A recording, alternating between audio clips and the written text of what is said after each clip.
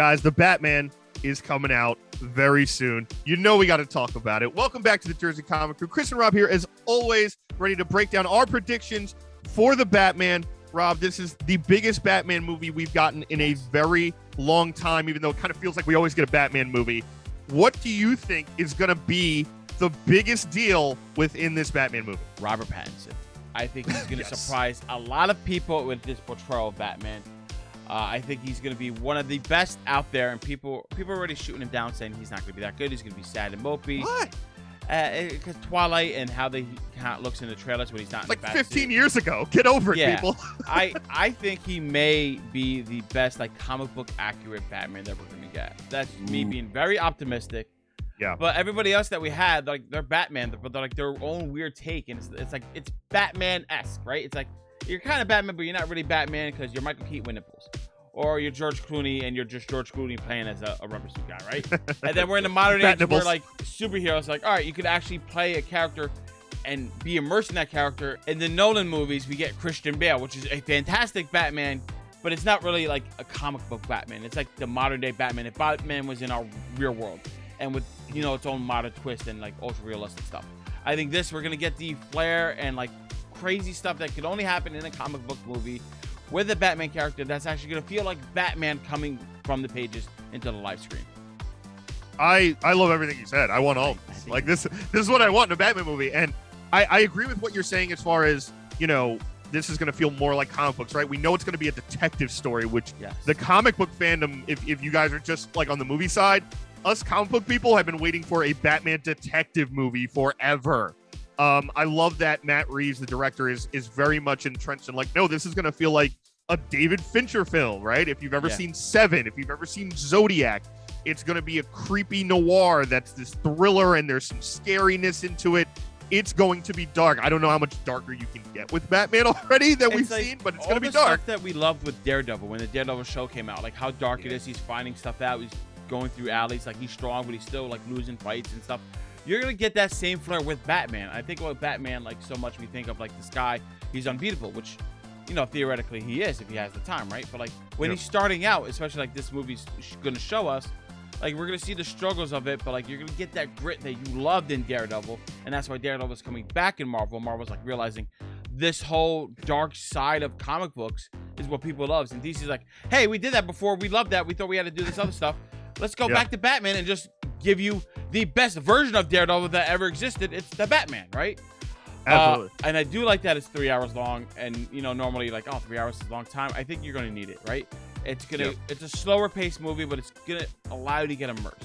And I think it's going to be one of those movies because you're following all the threads of the mystery of what's going on. Especially since we have Edward Nygma. The Riddler is in this, and the mystery that he's able to produce on the comic book page in the live screen is going to be fantastic. And I think he's definitely going to be the main reason we're going to be hooked on every minute enjoying this 3 hour ride. Same. I'm really excited for this Riddler because it's not only just a real Riddler, right? Nothing against Jim Carrey's Riddler. It was great for the time, but the kind of comic accurate Riddler where he is terrifying, right? We had a comic line with Scott Snyder that lasted a full year with Riddler, right? A year in real time, not comic book time. So the Riddler is definitely up there, one of the best rogues galleries. And especially if you're doing a detective story, you got to have that back and forth, right? Yeah. You got to have Batman can't just be at the front of everything and know it immediately. He's got to be trying to figure stuff out. So I'm very excited for that feel. I really hope, Rob, that this is the next epitome of Batman that we're talking about for a long time, right? Obviously, the bag got fumbled with whatever was going on with the, the stuff with the DCEU, right? Yeah. With how that's going to end, how that kind of went about, how Ben Affleck was supposed to do a movie, and then it kind of ended. So I hope this is the best. I'm hoping this is the best we've seen since the Christian Bale days. And I think the actual villains will kind of be able to surpass that in this movie. I think Riddler is going to be phenomenal. I think Penguin's going to be phenomenal as a kind of longevity character. But I'm interested to see in kind of some of the intricacies of this. I'm interested to see the Riddler's plan. I think it has to connect with not only Gotham, but kind of Bruce Wayne's family. I feel like Bruce Wayne's parents are going to kind of be under attack here. They're not the great people that we all thought they were. I think it's going to bring them in a little bit of realism of they were billionaires. It's not possible to be a billionaire and be a perfect person, right? I think it's going to be kind of this like, no, they had this orphanage, but they didn't really take care of it. And, Bruce was taken care of, but not the other kids were taken care of in the same right.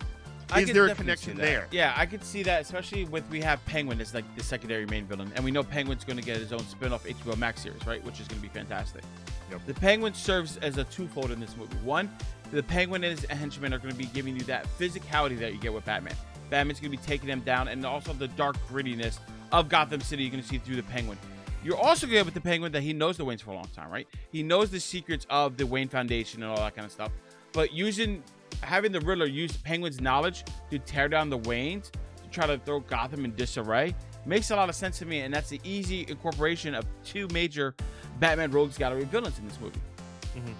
I agree with that too, because I think Penguin we're going to see on this long journey, right? You're going to see him now.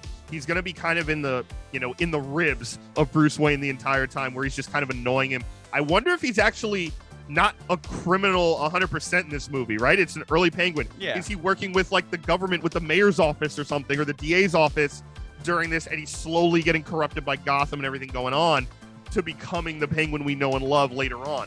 I think Penguin has a chance to come back in later movies being the main villain, depending on what happens.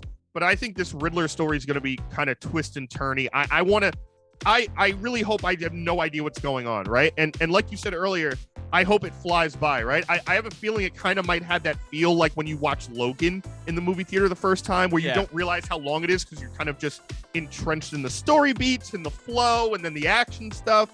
I think it might have that flow. And the other character too, Rob, is Catwoman. Is she going to be a villain? Is she going to be an anti-hero?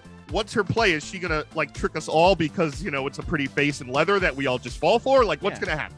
I'm sure the Riddler's going to be using Catwoman to get close to this guy, right? And I feel like Catwoman is not going to start off like Catwoman as a character. It's not really a villain, right? She's always like out for her own thing, and like she's not a killer, right? But she'll steal, she'll do what she got to do. She's a criminal. She's just not. Yeah. She's a criminal. She's just not a bad guy, right? Common criminal. So with her and Bruce Wayne, you're gonna get that romance of it, like, right? There's gonna be that immediate tension, and she's obviously gonna, screw over Batman to do what she has to do for the Riddler.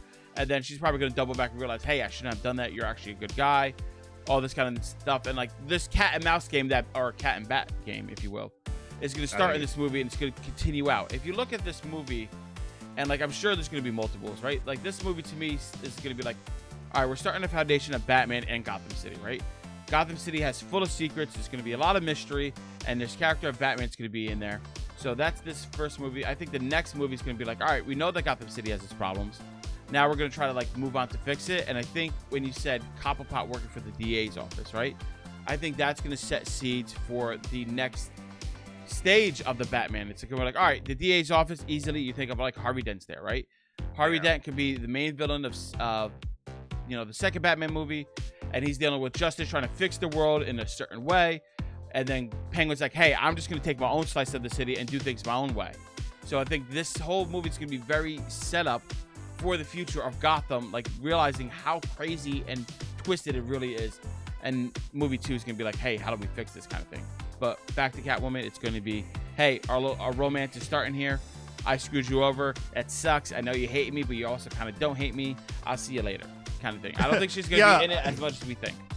Yeah, no, I think she's going to be working for herself, and within that had the conflict, right? Whether it's, do I help Batman in what he's trying to do, the good thing, or do I help myself? And I think that's going to be the first time her conflict actually runs into her own schemes, right? Is she going to ignore this and just let this Edward Nashton character do what he does? Or is she actually going to help and kind of turn that over a new leaf and kind of had that conflict within her of like, why am I doing this? I don't even know what this guy looks like, kind of thing, right? Just that natural connection that they have. So that's going to be great to see. Right now, obviously, Batman is in its own universe. It's not connecting to any like. For now, I doubt we're not seeing cameos from the fish fucker or anybody else like that. But like I'm kind of happy about this, Rob. I think they need to establish, because in my mind, one of the biggest issues DC has is, great, you're doing all these properties, but if you can't get your Superman, your Batman, Wonder Woman down, what are we even doing this for, right? Like I agree. You got to get your core down. You got to get your moneymakers down first, and then expand. And I think this has a big kind of longevity play, right? Robert Pattinson's a young dude. He could do this for as long as he wants to, right? Robert Downey Jr. was doing Tony Stark at like 50. So I think Pattinson can be doing this for as long as he wants, and Michael Keaton's getting back in the suit. So like, oh yeah, I think we have a couple movies here. Just wanted to throw this out there, especially since this is a detective story. I would absolutely lose my mind if the sequel is Hush involved, which I'm hoping for, or a Long Halloween. But I would love to see Hush finally in live action and a Court of Owls scenario because it's detective noir. Well, guys, that is our thoughts and theories on what we think is going to happen in the Batman. Let us know down in the comments below. What do you think is going to happen in the movie that comes out later this week? And guys, thanks so much for watching. Give us a thumbs up, really helps the channel out a lot. If you're new, subscribe and turn on those notifications. You don't miss any more of our Batman coverage. Obviously, we're going to be covering it when it comes out. You do not want to miss that. And if you missed anything on the channel, make sure you check it out right here. And as always, I'm Chris Heller. That's Rob Moran. We're the Jersey Comic Crew, and we'll see you.